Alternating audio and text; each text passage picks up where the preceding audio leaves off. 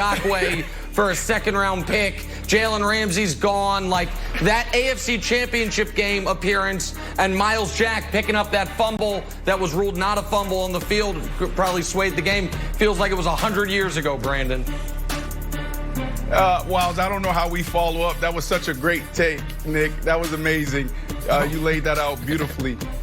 Here, I'm not surprised.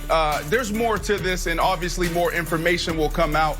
This reminds me of my battle in Denver with Josh McDaniels when I was trying to get a new contract. And I just remember the energy in our building, our energy through our team, because we had a star player and then we had our head coach literally beefing every single day.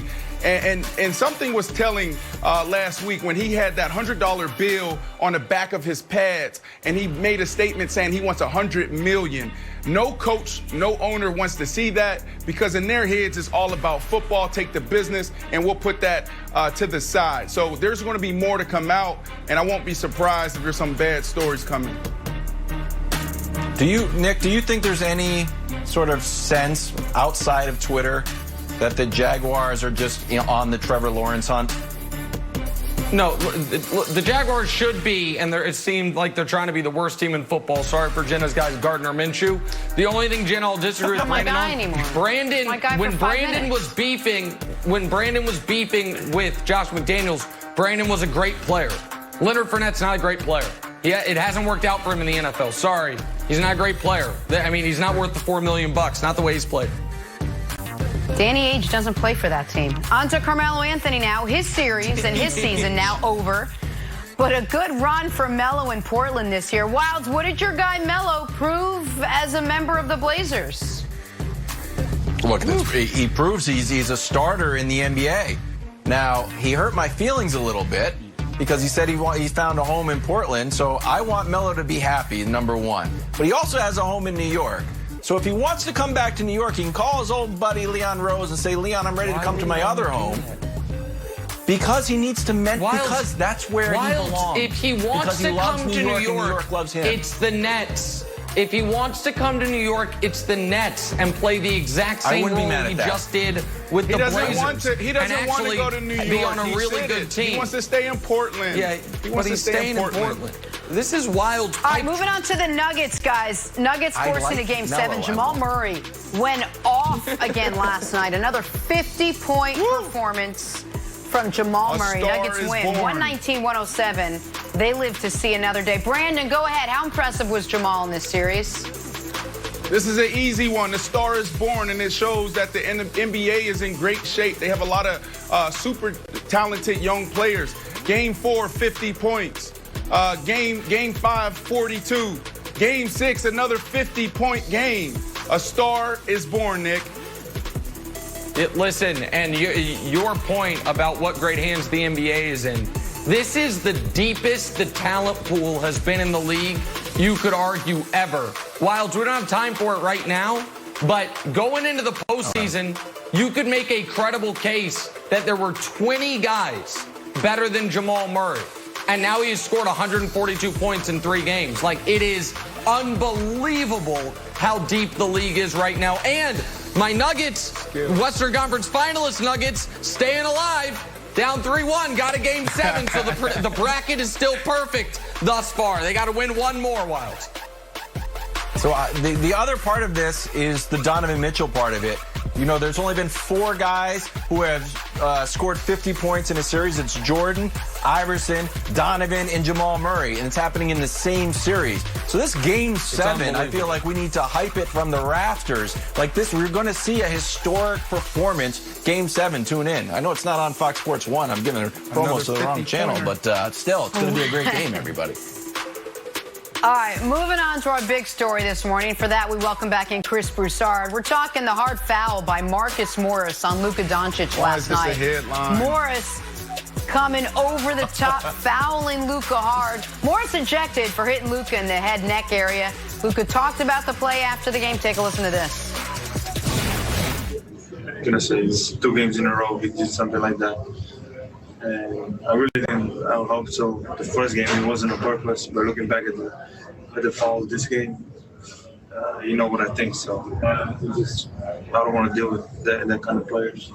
just move on. Now, Morris took to Instagram after the game, responded to that with a Cry Me a River, clips in 6. Broussard back with us. What'd you make of Morris's foul and his ejection last night? Look, I like Morris because he's a tough, hard-nosed player. You know that's one of my things I like about the Clippers. However, this ejection was justified. I thought it was a flagrant 2, which is what they called it, and he should have been gone. Look, Brandon's thinking of basketball in the 80s. And in the 80s, this wasn't even considered a hard foul, okay? But nowadays, in the kinder, gentler NBA, it was definitely a flagrant 2. The ejection was warranted. I like that my man Luka went after him. And I like that Luka went after him in the press conference post-game, too. Didn't back down. So, look, I don't think there should be a suspension going forward. I think it'd be overblown if they suspended Morris for game 1 of the next series. Yeah. But this ejection was warranted. He had to go. And, of course, the Clippers were fine without him. Nick. Oh, my goodness. Come on. I mean, you guys are just getting soft. This is fundamentals. I remember when I first picked up a basketball, I walked in a gymnasium in Orlando, Florida. Coach Cone pulled me to the side. He said, Brandon, I know you can shoot the 3-ball. Brandon, I know you can dunk. But if you want to win championships, it starts with defense. And you have to own the paint. If someone walks in the paint, you have to foul them if it's a close game or if you're trying to set the tempo. And also, if they're going up, don't just foul them hard, because it makes no sense to foul a guy and they still get the and one. So I don't understand why we are looking at this as a problem. This is the fundamentals. You have the OGs, the old heads in the 80s and 90s saying this is what basketball is. You can go back to the Bulls and the Pistons. You can go to the Bulls and the Magic. This is basketball, guys. This is basketball. Hey, okay. Look at Michael Jordan. Did Michael Jordan complain? That's great. Did Michael Jordan complain? The league, Brandon, the league's changed. And if we show clips of wide receivers going over the middle in the 80s, it looks a hell of a lot different than it does right now. Because the league You just can't hit in the head, that's all. Listen, we know, right. And by the way, you can't do that in basketball either. And Marcus Morris thumped him in the head. Listen, I don't have to be Thurgood Marshall to make this case. Game 1, Marcus Morris puts someone in a headlock. Who is it? Luka Doncic. Game 5, Marcus Morris runs 30 feet to step on somebody's ankle while the ball's out of bounds. Who is it? Luka Doncic. Which ankle? The injured one. Yeah. Game 6, Marcus Morris thumps somebody in the head. Who is it? Oh, it's Luka. Like, come on. This is hard. There is hard playoff fouls, and there is intentionally targeting the other team's best player with intent to injure because you can't guard him. And that's what Marcus Morris was doing from day 1 of the series. And his whole defense, that's his job. I respect the game. That's his job. I've never been this type of player. That was his defense in Game 5. His defense in Game 6 was, all right, you know what, jig's up.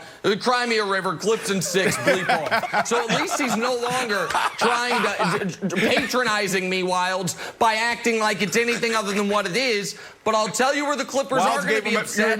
You remember Wilds gave him a B+ on acting, remember? Yeah, I do remember. He gave him the acting. But Wilds, I'll tell you where the Clippers are going to be upset. If Broussard is right and they make the conference finals, if their season goes that long, he's going to miss a game.